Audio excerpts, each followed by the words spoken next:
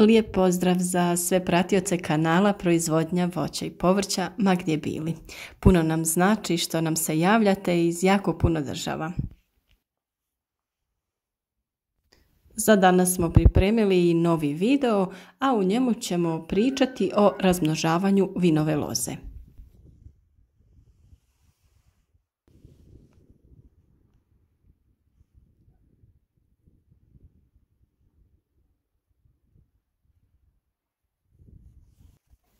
Vinova loza se može razmnožavati na više načina, a najčešće je ožiljavanje same loze.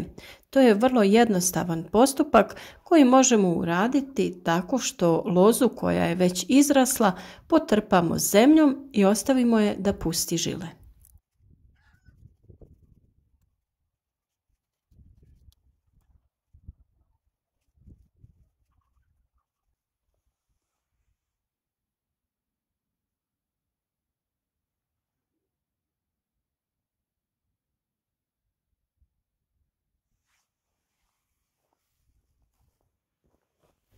Dovoljno je da iznad površine imamo jedan ili dva pupa iz kojeg će krenuti vegetacija.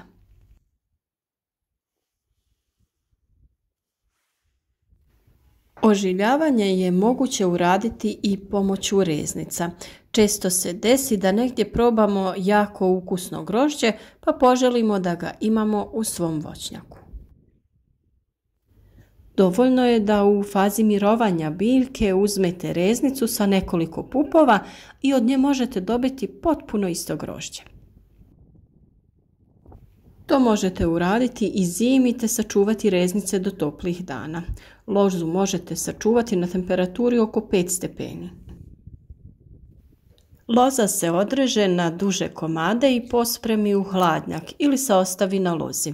Pred kraj zime i prije kretanja vegetacije krećemo sa ožiljavanjem. Odrezanu lozu ćemo pospremiti u navlaženi papir koji stavimo u PVC vrećicu. To stavimo na dno hladnjaka i ostavimo. Ne stavljamo ih u duboko zamrzavanje nego u obični hladnjak. Reznice ostavljamo do kraja februara ili početka marta kada možemo krenuti sa ožiljavanjem. Za jednu reznicu dovoljan je komad loze sa nekoliko pupova. Ovisno o razmaku između pupova to može biti 2, 3 ili najbolje 4 pupa. Budući da su na ovoj lozi pupovi dosta udaljeni, ostavit ćemo reznice dugačke 3 pupa. Kasnije ćemo se vratiti na temu obrade reznica, a sad ćemo da kažemo nešto o supstratu za ožiljavanje. Za ovu namjenu mi najčešće koristimo supstrate od kokosovih vlakana. Ovaj supstrat je specifičan jer dosta dobro čuva vlažnost i odličan je za ovu namjenu. On inače dolazi u presanom pakiranju i dosta ga je teško odlomiti. Oprezno ćemo otkinuti nekoliko komada koji će nam biti dovoljni da ožilimo 10-ak reznica vinove loze. Ne treba da vas brine to što je jako suh i tvrd, dovoljno je potopiti ga u vodi i supstrat će povećati svoj volumen i postaće mekši. Ovaj supstrat može se koristiti i za druge namjene poput sadnje cvijeća, pripreme rasada, povrća i sl. Nakon što smo namočili supstrat, dodat ćemo i perlit koji će omogućiti da se vlaga zadrži duže vremena u supstratu. Sasvim je dovoljna i manja količina perlita i učinak će biti jako dobar.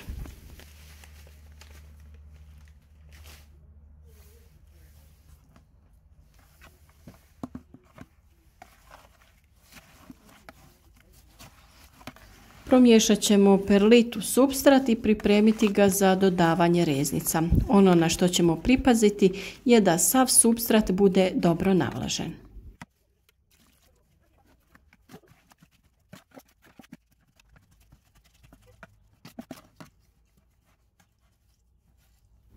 Sada kada smo sve to rekli, vraćamo se na temu pripreme reznica.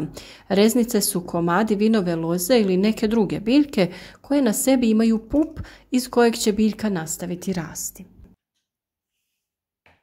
Budući da je razmak između pupova dosta dugačak, mi ćemo iskoristiti reznice dužine 2 pupa.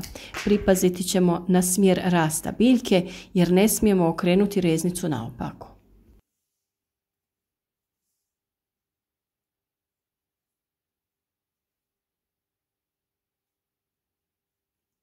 Sada ćemo odrezati donji pup, a gornji ćemo ostaviti.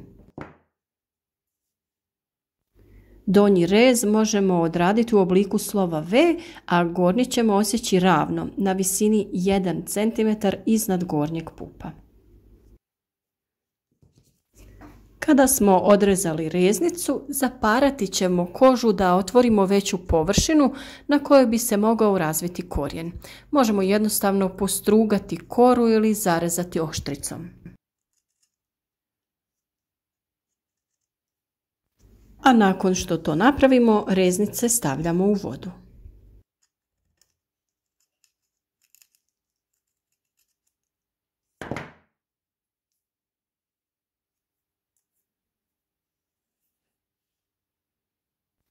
Sve reznice pripremamo na jednak način.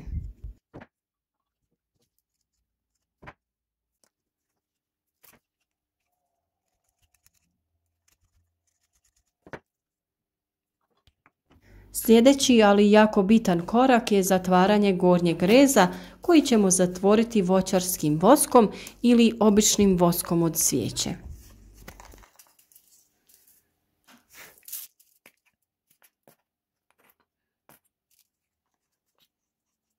Svaku reznicu je potrebno pojedinačno zatvoriti iznad gornjeg pupa. Ovaj rez se mora zatvoriti da se reznica ne bi sušila na zraku.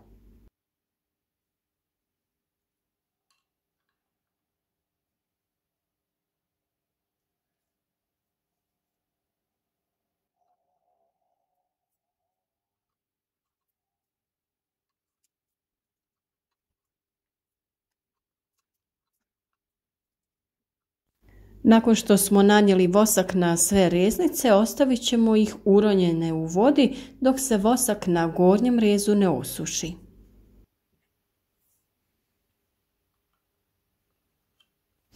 Supstrat sa perlitom koji smo pripremili je u sebe upio vodu, pa ćemo ga sada iscijediti da izbacimo eventualni višak.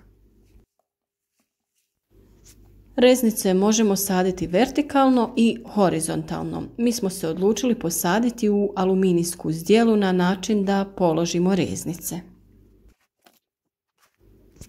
Na dno zdjele stavili smo sloj supstrata po kojem ćemo poredati reznice. Vrlo je bitno da odstranimo višak vode iz supstrata jer nakon što iscjedimo svu vodu, ono što ostane u njemu bit će dovoljno da se reznica ožili. Prije nego reznice stavimo u supstrat, pripremiti ćemo hormon u prahu koji će pospješiti proces ožiljavanja reznica. Ako koristite ovaj hormon, izvadite manju količinu u koju ćete umočiti reznice. Nakon nanošenja hormona na reznice, višak praha je potrebno otresti. Ovakve reznice ćemo posložiti po supstratu sa razmakom od nekoliko centimetara.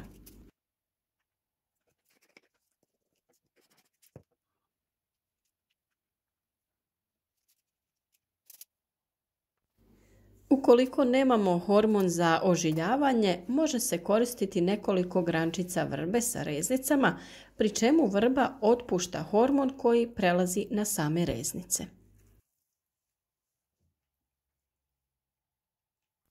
Sada ćemo reznice prekriti ostatkom supstrata, dovoljno je prekriti sa slojem 2 do 3 cm. Preko supstrata sa reznicama staviti ćemo aluminijsku foliju koja će držati supstrat vlažnim.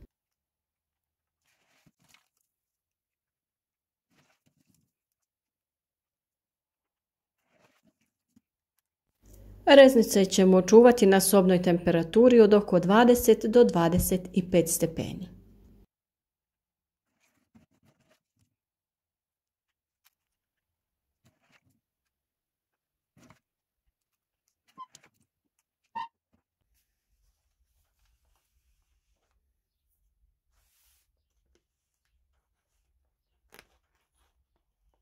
Nakon 10 do 15 dana naše reznice će biti ožiljene i trebale bi izgledati kao ova reznica koju smo na isti način posadili 20 dana prije.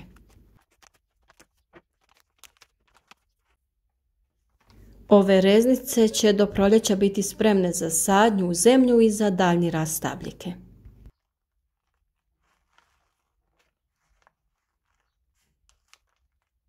Na ovaj jednak način možemo ožiliti i druge biljke poput smokvi, dunja, malina, kupina, ruže, čempresa i drugih vrsta voćaka.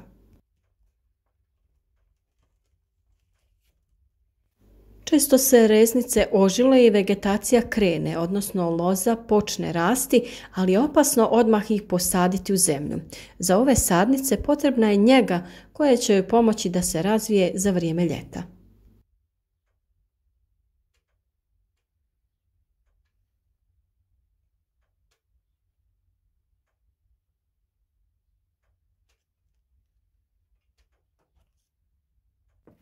Preporučujemo da sadnice koje dobijemo na ovaj način posadimo tek na jesen da bi nakon zime imale vremena adaptirati se i nastaviti sa razvojem.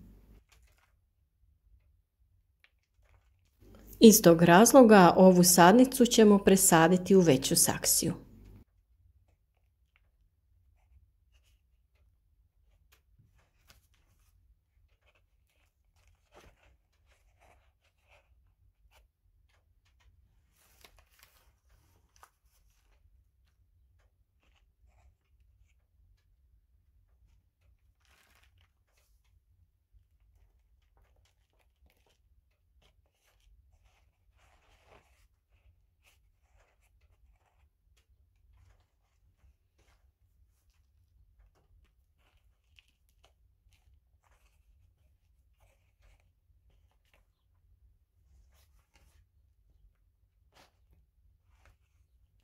Uvijek nam je drago kada nam pišete komentare na naše videe, pa nam pišite kako vi ovo radite. Šaljite nam svoje sugestije, komentare i prijedloge, rado ćemo uvažiti svaki vaš komentar, kao i uvijek. Kao što vidite kroz naše videe imamo jako puno biljaka, pa se trudimo pored sveg posla da snimimo korisne videe, korisne savjete, a naravno i trudimo se da odgovorimo na sve vaše komentare. Ukoliko se desi da se neki komentar izgubi i da na njega ne odgovorimo, nemojte nam zamjeriti. Družite se s nama i u našoj Facebook grupi koja se također zove Proizvodnja voća i povrća. Tamo objavljujemo također razne savjete i nadamo se da ćete se pridružiti i vi objavljivati vaše pitanja i vaš način uzgoja biljaka. Do sljedećeg videa lijepo vas pozdravljamo.